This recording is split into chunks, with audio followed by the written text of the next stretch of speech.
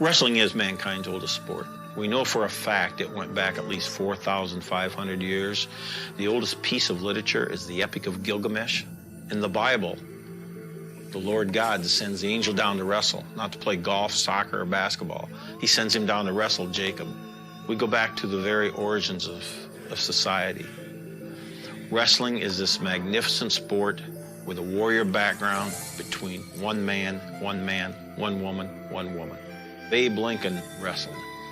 And it was a catch-as-catch-can style of wrestling, frontier style. So there's no sport that has the tradition that wrestling does.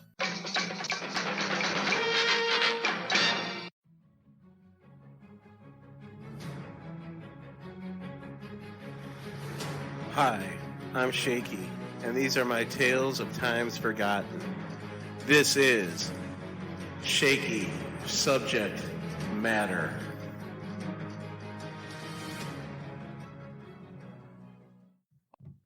All right, I'm in Newton, Iowa, with my longtime friend for over 30 years, Mr. Mike Chapman. Now, some of you in the wrestling community might know Mike Chapman, but a lot of you probably don't. So I'm going to let him explain who he is and what he's done in the world of wrestling first, and then we'll get into some other stuff. So, Mike, go ahead and explain your history with wrestling. Well, Mike, I was born in Waterloo, Iowa, and for amateur fans, that's the hometown of Dan Gable, who most people consider the greatest amateur wrestler in American history. He won 181 consecutive matches over 7 years in high school and college, then lost his last college match, if you can believe that, and then won the World Championships, and in 1972 he won the Olympics without giving up a single point in 6 matches. And then he went to the University of Iowa and became the most successful coach in any sport in NCAA history. He won 15 NCAA team titles in 21 years. So I've always been around wrestling of all kinds, Mike. I wrestled in high school. I wrestled 3 years in the Navy. And Waterloo also has a great pro wrestling tradition. Actually, 9 world heavyweight champions have defended their title in Waterloo, Iowa, starting with Frank Gotch in 1909. So I used to go to wrestling matches, professional wrestling matches, when I was a youngster. I saw Vern Gagne wrestle Hans Schmidt in front of 8,000 people at the Waterloo Auditorium. I saw Pat O'Connor. I saw Argentina Rocca. I saw Yukon Eric. These are names from the 1950s, of course, but yes, they were superstars back then, Mike. Yeah. And so I've been around wrestling all my life. I'm a journalist. I retired from a 35-year newspaper career. I've written 31 books, and 17 of them are about wrestling. And then, as you know, Mike, I created the International Wrestling Institute and Museum here in Newton in 1998. And one of the things I wanted to do, Mike, and it took guts, was to combine amateur and professional wrestling, because most amateur wrestlers look down their nose at pro wrestling. Mm-hmm. But I had to convince them there was a day when professional wrestling in the days of Frank Gotch and Earl Caddock and Joe Stecker and Farmer Burns was the real deal. And that there are still a lot of professional wrestlers, as you well know, yes, like Brock Lesnar and Kurt Angle, to name 2, that have great wrestling backgrounds. So we started a professional wrestling Hall of Fame in the International Hall of Fame, Mike, which yes, is basically amateur. And then we started these induction ceremonies, and Lou Thesz, we'll talk about Lou in greater detail. He was like a father figure to me, became literally one of my very best friends in life.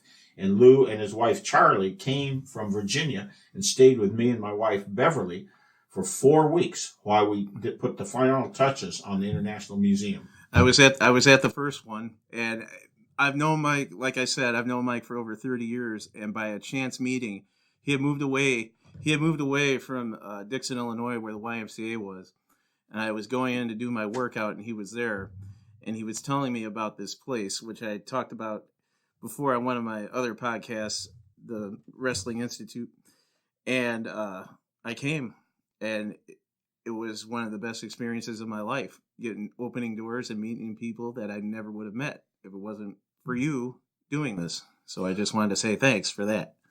Well, thank you, Mike, and we've received a lot of those comments from people. And back to Lou Thesz. So when I was in Dixon, Illinois, I was executive editor of the newspaper there in Ronald Reagan's hometown for 10 years.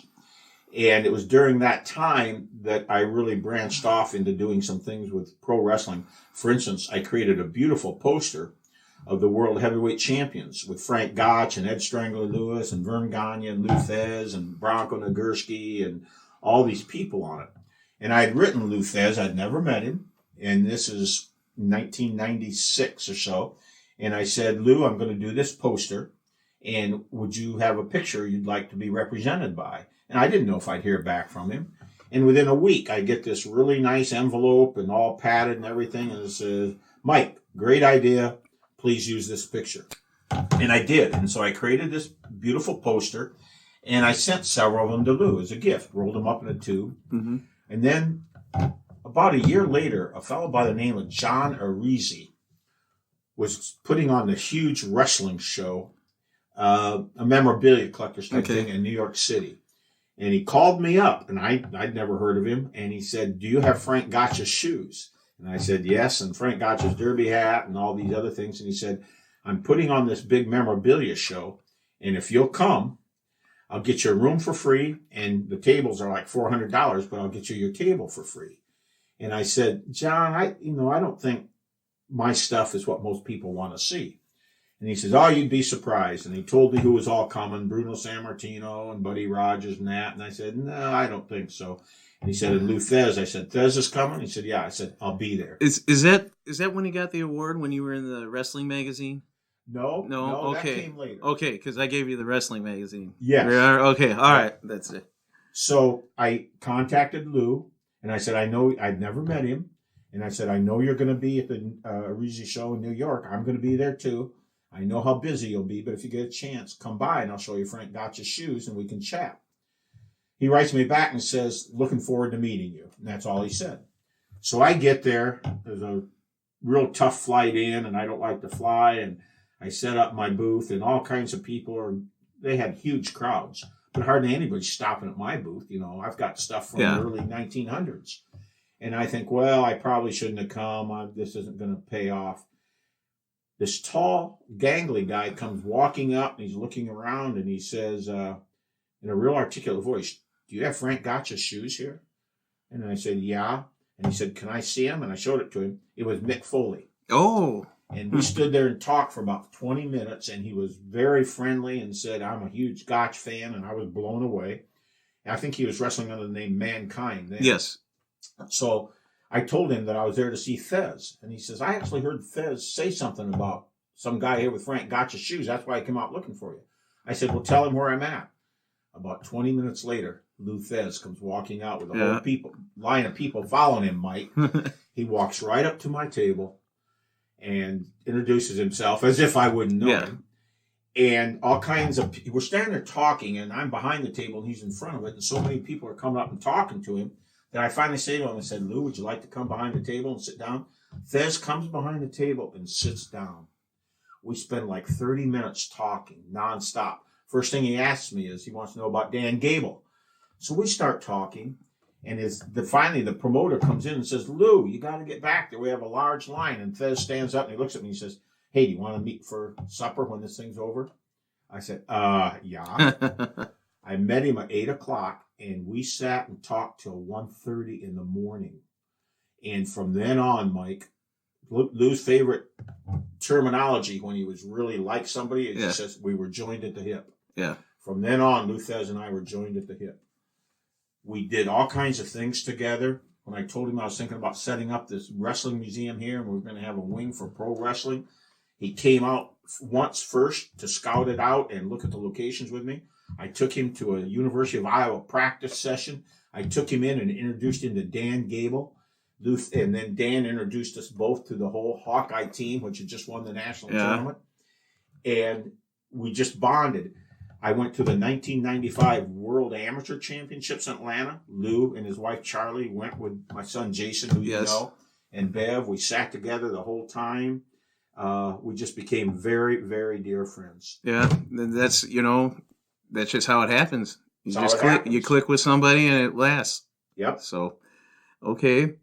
And then at the wrestling museum, you had several different people come, and one of them was a Tarzan.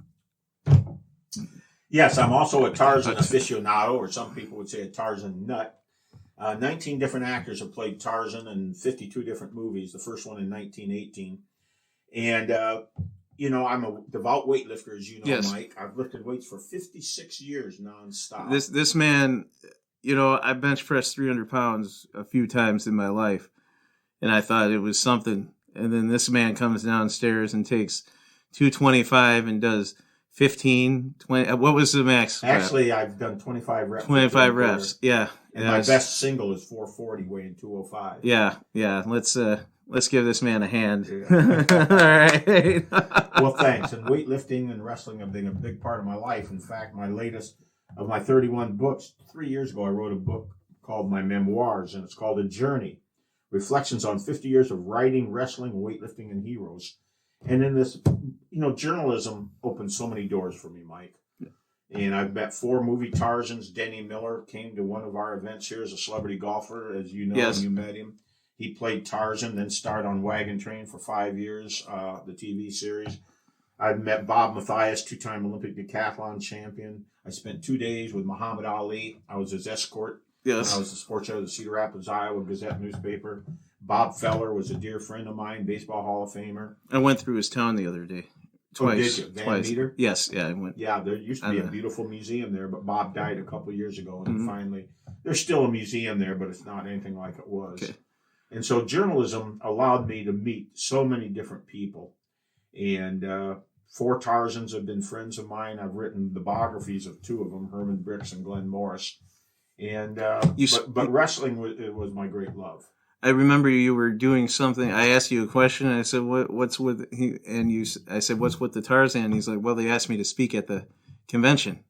I said, "Oh, okay." I didn't know about that. I didn't know about Captain Marvel or the Phantom, stuff like that. You're just into all the same stuff. I am. Yeah.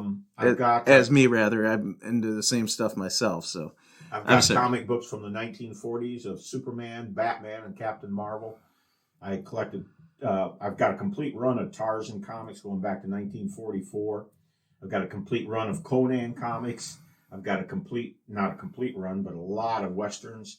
So I've just been multidimensional. And part of my book, Mike, as I said, it's about writing, wrestling, weightlifting, and heroes. And I think heroes are so important in our society because they're inspirational, motivational, give us somebody to use as role models. And one of my favorite quotes of all time is this one from the book, Heroes and Hero Worship by Thomas Carlyle. Whoever excels in what we prize appears a hero in our eyes. Let me repeat that. Whoever excels in what we prize appears a hero in our eyes. And I can talk to somebody for 5 minutes and ask them who their heroes are, and I know what kind of a person they are. I mean, from a good standpoint. Yeah. If their hero is Albert Einstein, they're probably into math and relativity. If their hero is Norman Borlaug from Iowa, who found a new strain of wheat that saved 500 million lives, they're great philanthropists. If Lou Thesz or Frank Gotch or Dan Gable's their hero, they're into wrestling. Yeah. If Mickey Mantle's their hero, they're into baseball. So heroes are important in our society. And I've met a lot of men through wrestling that I consider heroes. Yeah, me also, in a different perspective of it, but I have met some very interesting people. So absolutely. And to your listeners, I can remember lifting weights with Mike in Dixon, Illinois. He was dedicated, he worked hard, and you had pride. You wanted to make something out of yourself. And that's what I like about a weight room. It's a solitary activity. And you do it through motivation and inspiration. And you've had heroes that you looked up to, and you wanted to be like them. And if they were wrestlers or weightlifters and that, you have to lift weights. Yeah. And be strong. And you came to our first 10 inductions. The first one we had in 1999 when we inducted. Right around the corner up here. Right around the corner from where we are now. Yeah. And Vern Gagne was AWA World Heavyweight Champ for a long time, and Lou Thesz was NWA champion. And they didn't dislike each other, but there was no love lost between them. Yeah. They were rivals. And we inducted in our first class Frank Gotch, Ed Strangler Lewis, Lou Thesz, and Vern Gagne. And I brought Vern Gagne and Lou Thesz together in this kind of a social activity for the first time in 30 years. Yep. And Mike, you've seen all the memorabilia I have here in the house. Yep. Right on my special display case is a picture of Lou Thesz and Vern Gagne at our first inductions. They both look terrific. They're in suit coats and they're shaking hands with big smiles. And I see that picture every single day that I come down into my den. And I think about those two men who were such huge heroes of mine when I was growing up as a kid. Yep. And I brought them together in Newton, Iowa. Well, some of the things I've done, like hanging out with Dan Hodge and getting to know him on a first name basis, and he sees you every year, and getting invited into the secret meetings late at night after the museum's closed, and then you have Dan Hodge showing you the difference between the amateur headlock and the professional headlock. Trust me, you don't want to be on the receiving end of the professional one. I could handle the amateur one, though I don't know if I could handle it from an Olympic athlete. I think I could handle it from a high school one. But I'm so glad you brought up Dan Hodge. Yes. My very first book in 1976 was called Two Guys Named Dan. It was about Dan Gable and Dan Hodge. Hodge never lost as an amateur, 3-time NCAA champion. He's the only man in history to win national titles in boxing and wrestling. He was 17-0 as an amateur boxer with 14 knockouts. And let me tell you my greatest Dan Hodge story. I'd never met him. And this is 1976, and I'm a young journalist starting out, and Gable was already a good friend of mine. Yeah. So I had the idea of writing this book called Two Guys Named Dan. And, of course, Gable was all for it. But Dan Hodge had an unlisted phone number, living in Perry, Oklahoma. So I called up Vern Gagne, who was a friend of mine, and said, can you give me Hodge's number? He says, absolutely. He gives it to me, and I call Dan Hodge. Yeah. And I tell him I want to come down there and do a book. And he'll be in it with Dan Gable. And he was a big fan of Dan Gable, who was about 15 years younger than Dan Hodge. And he said, okay. So I go down to their house in Perry, Oklahoma. His wonderful wife, Dolores, and Dan meet me at the door. I go walking in, and he's got his 2 young sons there and his daughter. And we're sitting around for about an hour talking. And I said, Dan, would you put the sleeper hold on me? I said, I've participated in judo and sambo and wrestling. So I know what a choke is like, but I want to experience it from you. And his wife said, oh, no, Mike, you don't. And I said, no, I do. So I stand up, and at the time I'm 200 pounds and benching well over 400. And his youngest son says, wait a minute, I want to go get the neighbor kids. Yeah. So I'm standing there, and in come about 6 kids. And Mike, he gets behind me and locks on the sleeper and lays me right out. Yeah. I mean, I'm out like a light.